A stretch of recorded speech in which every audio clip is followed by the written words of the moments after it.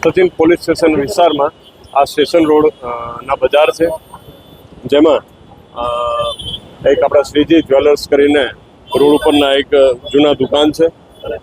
સચિન બજાર પણ ઘણા જૂના છે. ત્યાં એક થોડા દિવસ પહેલા બનાવ બનવા પામેલ હતા. 4 ઈસમો હથિયાર ધારણ કરીને આ શ્રીજી જ્વેલર્સ દુકાનમાં લૂંટ કરવાના ઈરાદે ત્યાં આવેલા હતા અને જે લૂંટ કરવા ઈરાદે આવેલા આરોપીઓ દુકાનમાં પ્રવેશી અંદરના જે સોનાના જે માલમત્તા હતા એના લૂંટ કરે છે. જે સાથે જે હાજર માલિક હતા અને બીજા જે નજરે જૂના સાહેબો હતા તે હાજર હતા અને એના જે કહેવાય ડરમાં મૂકી ખોફમાં મૂકીને સોનાના માલ મિલકત ત્યાંથી લૂંટ કરે છે. એક આરોપી જે હોય છે બહાર ગન લઈને પ્રોટેક્શન આપતા હતા અને એ જેવા માલ ભરાય છે એના થેલા બક્સામાં તો એ લઈને અહીંયાથી ભાગે છે. દરમિયાન બાજુની જે દુકાન હતા જે ફરિયાદીના ભાઈ થતા હતા આશીષભાઈ, તે પોતે આખા જે બનાવ હતા એ પોતાની દુકાનમાં સીસીટીવીમાં જોઈ શકતા હતા અને એને ખ્યાલ આવ્યા હતા કે ભાઈ આવા કોઈ કિસ્સામો આપણા બીજી દુકાનમાં ઘૂસેલા છે, જેથી કરીને હિંમત દાખવી અને એના સામે પ્રોટેક્શનમાં બહાર જે લોબી હતા, ગેલેરી છે નાના એવા, ત્યાં આવીને ઊભા રહી જાય છે અને ખૂબ હિંમત દેખાડે છે. જે આ આરોપીઓ પોતે કામ થઈ ગયેલા હોય, ભાગવાની ફિરાકમાં હોય, જેથી એ ગલીમાં એના જે ગેલેરી છે ત્યાં આ બે સામે થઈ જતા સંઘર્ષ થાય છે, ઝપાઝપી થાય છે, જેમાં આ લોકો ફાયરિંગ કરે છે, જેમાં આશીષભાઈ ખૂબ ગંભીર થઈ ગયેલા હોય છે એના જે ફાયરિંગના લીધે અને જે પડી જાય છે અને આરોપીઓ ત્યાંથી ભાગે છે. દરમિયાન આ બજાર છે ત્યાં સામે શાકભાજી અને અન્ય જે છે દુકાનો પણ આવેલા છે અને લારીઓ પણ આવેલા છે. ત્યાંથી એક નાઝીમ કરીને ભાઈ જે હોય છે એ અને જે દુકાનમાં હાજર એક ઈસમ જે છે રોહિત, એ હાજર હતા. એ 2 જણા પણ હિંમત દેખાડીને પાછળ ભાગ્યા હોય છે.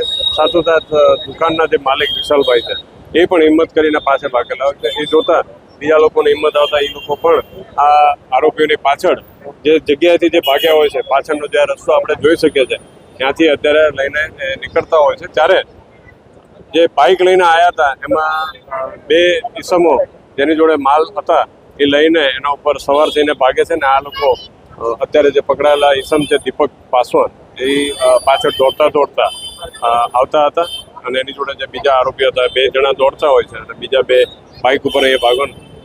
અને આપણે જગ્યા અત્યારે જોઈએ છે જે ટ્રાન્સફોર્મર પાસે, ત્યાં પબ્લિક ખૂબ ભેગા થઈ ગયા હતા, ખૂબ હિંમત એ લોકોએ દાખવી અને જે આરોપી હતા દીપક પાસવાન એને પકડી પાડેલા હતા, જેને અહીંયા પબ્લિક તરફથી ખૂબ સંઘર્ષ કરવાના થયા અને એ જે પડી જતા દીપક પાસવાન જે કહેવાય કે ભાઈ પોલીસના હાથમાં આવી ગયેલા હતા.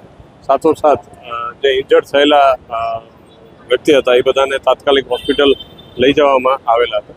આજ રોજ આ બનાવ અનુસંધાને સ્થળ ઉપર પકડાયેલા જે આરોપી છે દીપક પાસવાન, એને 7 દિવસના નામદાર કોર્ટ તરફથી રિમાન્ડ આપવામાં આવેલા છે પોલીસને, જેથી તપાસ તજવીજ મુદ્દાસરની હાલમાં ચાલી રહેલા છે. જે તપાસના કામે અત્યારે સ્થળ ઉપર સચિન પોલીસના ટીમ આવેલા છે અને તપાસ કરેલા છે. જે આરોપી હતા એને સાથે રાખીને જે રીતનો બનાવ બનેલો હતો આખો, એના પિન પોઈન્ટ દરેક જગ્યા ઉપર જઈને શું હકીકત બનેલી છે એના એવિડન્સના ભાગરૂપે, ડિજિટલ એવિડન્સના ભાગરૂપે પણ એ સાક્ષર કરવામાં આવેલા છે અને જે બનાવ હકીકતના વિગતવારના પંચનામા 2 પંચો, સ્થાનિક પંચોને સાથે રાખીને વિગતવારે પંચનામું કરીને પુરાવો મેળવવાની કાર્યવાહી હાલમાં ચાલુ છે. જી, એટલે હવે જે છે અત્યાર સુધીની તપાસમાં જે કહેવાય કે ભાઈ 4 આરોપીઓ જે છે એના નામ ખુલવા પામેલા છે અને એ લોકોને પકડવા માટે જે કહેવાય શહેર પોલીસ ટીમ સીપી સાહેબના સૂચના અનુસાર તમામ જે કહેવાય કે સુપિરિયર અધિકારીઓ છે એને ખાસ સૂચના કરવામાં આવેલી છે અને એ મુજબ તમામ ટીમોને ટાસ્ક સોંપી દેવામાં આવ્યા છે અને તમામ પ્રકારે હ્યુમન ઇન્ટેલિજન્સ અને ટેકનિકલ સર્વેલન્સ આધારે અલગ ટીમો ખૂબ મહેનત કરી રહી છે અને આગળ પણ વધી રહી છે અને જે જગ્યા પર જે પણ હકીકત મળતા જાય છે એ મુજબ આગળ વધતા જાય છે અને એ લોકોને પકડી પાડવા માટેના પણ કાર્યવાહી આગળ ચાલુ છે. એક સીસીટીવી એક વિડીયો વાયરલ થયો છે કે આરોપીને ઘણો માર મારવામાં આવે છે અને આરોપી જે છે એની હાલત એકદમ કન્ડિશન એકદમ ખરાબ હાલતમાં હતી ત્યારે એ લોકો વિરુદ્ધ ગુનો દાખલ કરવામાં આવ્યો આપણે. અને એટલે જે આપ કહો છો આ જે બનાવ બનેલા હતા એમાં જે દીપક પાસવાન છે એ અહીંયા આપણે જાણીએ છીએ કે ભાઈ અહીંયા એ પડી ગયેલા હતા, બરાબર. એ બાબતે એ જે ભાગેલા હતા એ પોતે અથડાતા પથડાતા અહીંયા સુધી પહોંચેલા હતા. એમાં જે અહીંયા પબ્લિક ભેગી થઈ ગયા હતા એમાં એના પોતાને જે રજૂઆત ત્યાં પણ થયેલા હતા એ મુજબ 2 થી 3 કોઈ અજાણ્યા ઈસમો એને જે કહેવાય કે મૂઢમાર મારેલા હતા એ બાબતના એના વિગતે ફરિયાદ અમે નોંધેલા છે.